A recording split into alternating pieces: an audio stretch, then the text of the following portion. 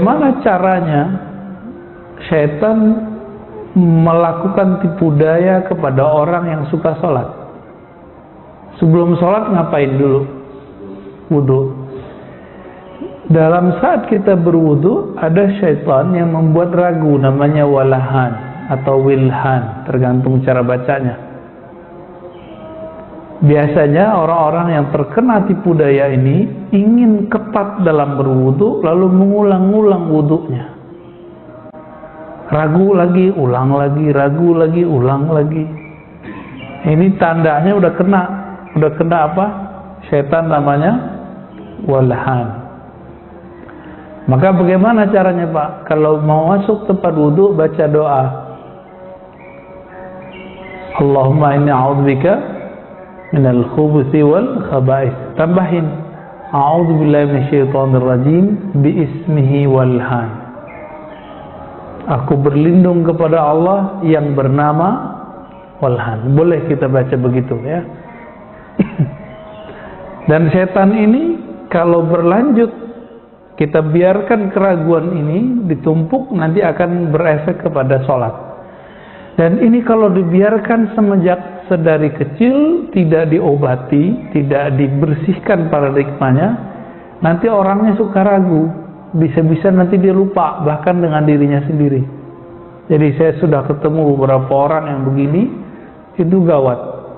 Wudu bisa setengah jam. Sholat udah mau selesai, dia batalin lagi, dia wudu lagi, Pak. Ini gawat ini. Ya, udah banyak yang begitu kita lihat. Karena belajar fikihnya nggak tahu aliran mana tuh ya.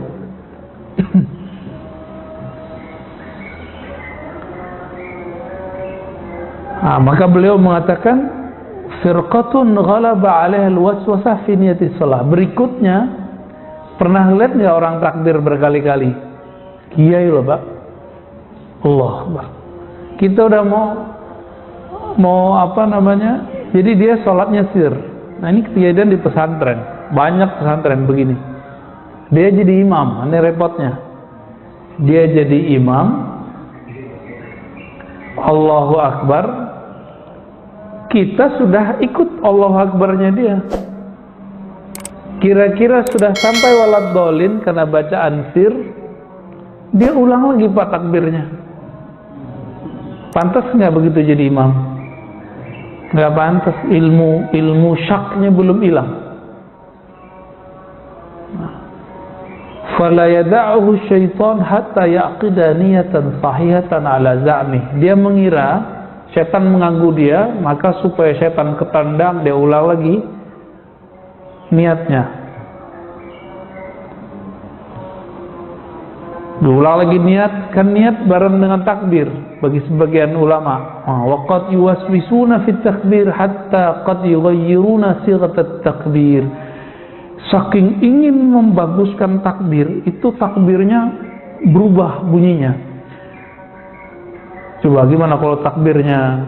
Kalau takbir biasa gimana? Allahu Akbar. Ini pengen bener. Allahu Akbar. Ada orang begitu? Saya sering dengar begitu, Pak. Dan lucunya kok di pesantren lagi gitu. Kok di pesantren? Karena ternyata ada cara mengajarkan fikih dengan tidak benar. Jadi Allah aja sudah berubah bunyinya. Lisyiddatil ihtiyat fihi ala zamihim, karena mereka mengatakan inilah yang disebut ketat. Ya.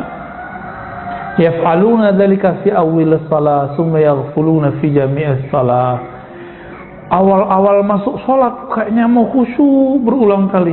Kalau udah masuk takbir, lalai lagi kolbunya. Fala yahduruna qulubahum. Mereka tidak hadir bersama kolbu mereka.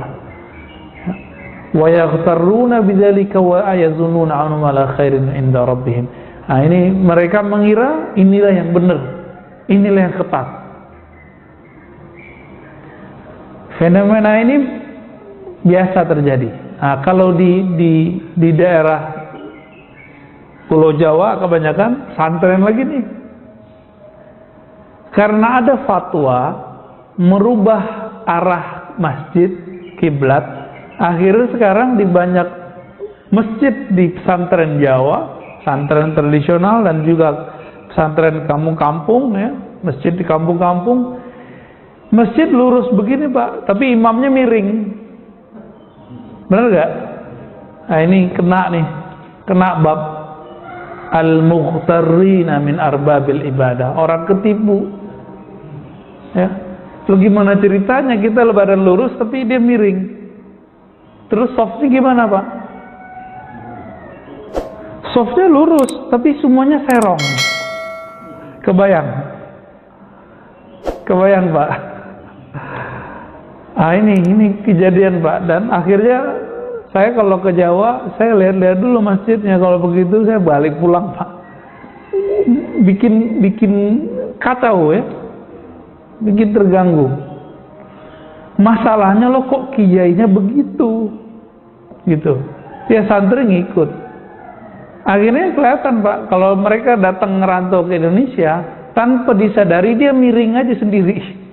Ya, kalau sholat dia miring sendiri aja. Jadi udah masuk ke alam bawah sadarnya. Kita tes iseng nanya, kamu kok miring? Kiblat ini kan miring Ustaz. Masjidnya lurus. Emang dia jamin dia miring, dia lurus itu nyampe kemana? Kan sekarang itu metode penentuan kiblat itu nggak pakai apa? Pakai Google Bumi, ya kan? Derajatnya sekian nih. Mana ada penentuan begitu dalam hadis Nabi? Dalam hadis Nabi itu agama mudah. Apa kata Nabi? Ma baina asyarq wal gharb kiblah. Antara timur barat kiblat. Jadi Nabi di Madinah. Maka Nabi mengarah ke selatan, antara timur dan barat itu kiblat. Mau merang dikit mau nggak masalah. Kecuali Ka'bah di depan. Nggak boleh Pak miring. Nah, ini ittifaq ulama, ini kesepakatan ulama. Kita sholat di belakang tembok atau di belakang masjid, di belakang Jabal Abi Qubais, Gunung Abi Qubais. Itu miring dikit juga nggak masalah. Kenapa udah nggak kelihatan? Dan saya ceritakan Pak ya, cerita pahit.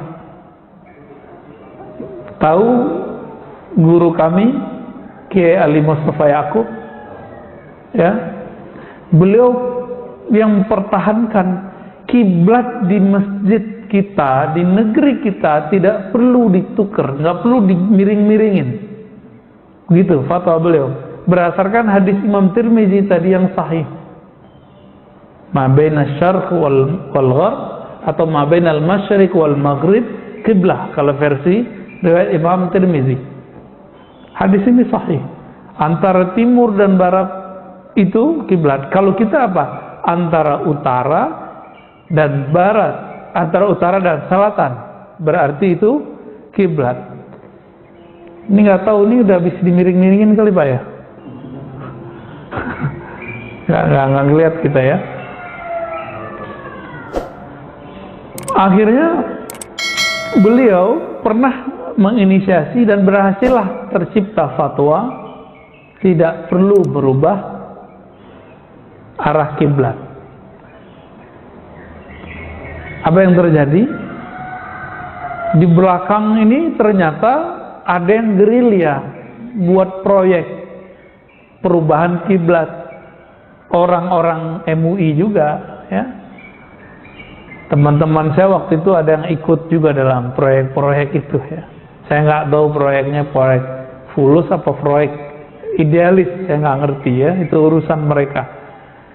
Ditunggulah saat Kiai Ali Mustafa tidak di Jakarta. Kiai Ali Mustafa waktu itu mengantarkan adik-adik kelas saya berdakwah di Papua, di Raja Ampat. Di situ sinyal susah tahun 2010. Ketika beliau ke sana 10 hari, di saat itulah ditikung Pak. Beliau orang wakil komisi fatwa, nggak tahu ada undangan ijtima fatwa, ijtima komisi fatwa, nggak tahu. nggak dikasih tahu, lalu kemudian ada fatwa baru nggak dikasih tahu. Begitu modelnya di MUI itu sekarang, ya. Maka semenjak saat itu saya agak, tadinya sebelum 2004 saya nggak percaya dengan MUI, Pak. Ketika berguru dengan Kiai Mustafa Yakub mulai ada kepercayaan, trust. 2004 sampai 2010. 2010 kita duduk-duduk di depan masjid, beliau sangat humble sekali. Kita tanya, ya Sidi, lima taraktum majelis ulama Indonesia, kenapa engkau udah nggak di MUI lagi, kira-kira begitu. Dijawab kayak tadi, saya lagi nganter adik-adik kelasmu berdakwah ke Papua, di saat itu ditikung. Ya, itu kejadian, Pak. Tapi ya semoga sekali itu aja, ya. Ya berikut-berikut semoga MUI konsisten lagi lah, ya, idealis lagi. Saklek juga, sama-sama sakleknya sih sebenarnya. Guru saya kekeh, MUI-nya kekeh dengan metode-metode begitu, ya.